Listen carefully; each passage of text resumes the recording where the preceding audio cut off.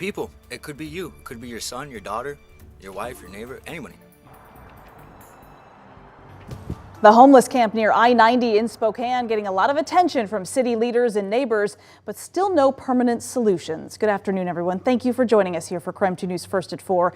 I'm Whitney Ward. There are a lot of differing opinions about just how to best help the people who are living in that camp. Nicole Hernandez is joining us here in the studio. Nicole, you decided to go and ask the people who are living there really what they really need right now. Absolutely. I was able to speak with over 20 different people when we were there at the camp. We stayed about an hour at the camp.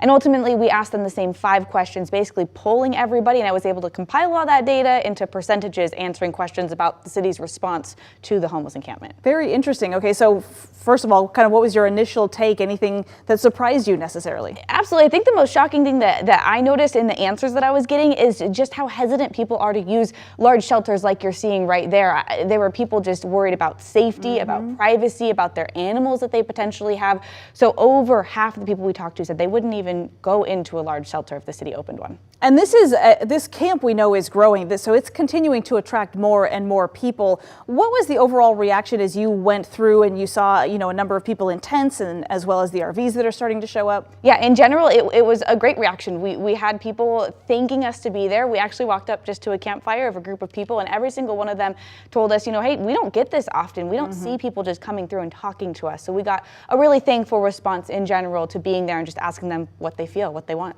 And so we're going to have these takeaways coming up a little bit later? Absolutely. All right, sounds good, Nicole. Thank you very much. And again, we'll be back in about 1 hour for KREM 2 News at 5, so make sure and join us for more on that story. In the meantime, on Monday, the City Council will vote on a resolution to outline requirements for new low-barrier shelters in Spokane. Earlier this week, council members shot down a zoning change tied to the latest proposal for a property on Trent Avenue. And at a planning meeting yesterday, the council discussed criteria like limiting the daily shelter bed spaces to 120 and providing 24/7 security. It would allow for surge space, though, during extreme weather events.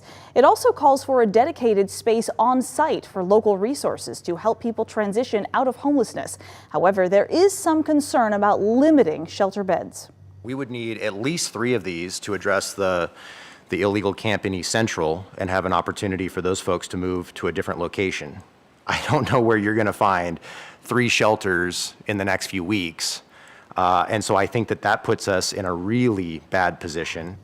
The city's proposed Trent shelter site was estimated to provide 250 beds, but some council members believe that's just too many for one site. The city is now restarting its process to find an operator for that Trent facility. That's because of a conflict of interest with Ben Stuckert, who is a member of the city's Continuum of Care board, but also a project manager for one of the providers who entered a bid to run the new shelter. City leaders are now forming a different committee with new members to review organizations and contracts.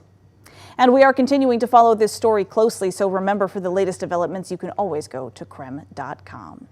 Right now, though, we want to go outside. Why? Because it's beautiful out there. Chief Meteorologist Jeremy Legoo is joining us from the sunshine. We made it to Friday. I don't know that we could ask for anything more right now. Oh, man, and it only gets better from here. It's what we've been waiting for. It is. I am so excited, Whitney, so I'm just going to dive right in. We've got temperatures hanging out in the mid-50s, and yes, some scattered showers. We registered a couple of those out at the airport not that long ago. So for the next hour, it's going to say clouds and showers, because this does update at 53 after the hour, and then we get the information at the top of the hour. So for now, it's going to say that, but look around, it's blue skies and clouds and a couple of those scattered showers. 56 and sunny in Coeur d'Alene, 45 and some showers in Sandpoint, 62 in Moses Lake. Do we hit 60 here in Spokane today? No, that's just the short.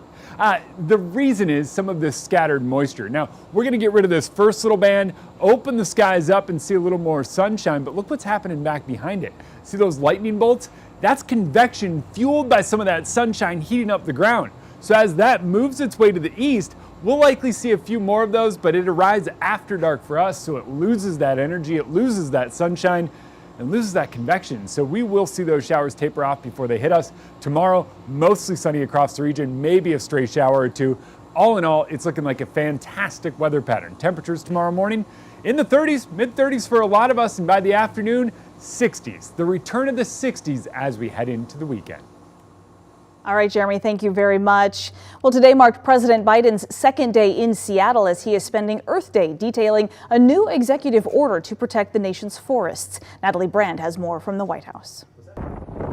With firefighters predicting a higher wildfire risk this spring and summer, President Biden is using this Earth Day to unveil a new plan to make federal forests more resilient. I just think this is the beginning of a new day. Under the president's new executive order, federal agencies will conduct a first-ever inventory of old-growth forests on federal lands within a year and develop policies to protect older trees, key to fighting climate change because they can store more carbon, though the order does not ban the logging of older trees. Scientists estimate that the protection and restoration of our natural lands and waters can provide more than 1/3 of the solution to climate change. But the president has been criticized by some environmental groups as his most ambitious climate proposals remain stalled in Congress. We've been frustrated with President Biden and the administration's unwillingness to use the full might of the federal government to address climate change. Eric Pica of Friends of the Earth is especially critical of recent actions announced by the Biden administration to address high gas prices, such as resuming new leases for drilling on federal lands. He's only 1 year into his administration. There's still a lot of promise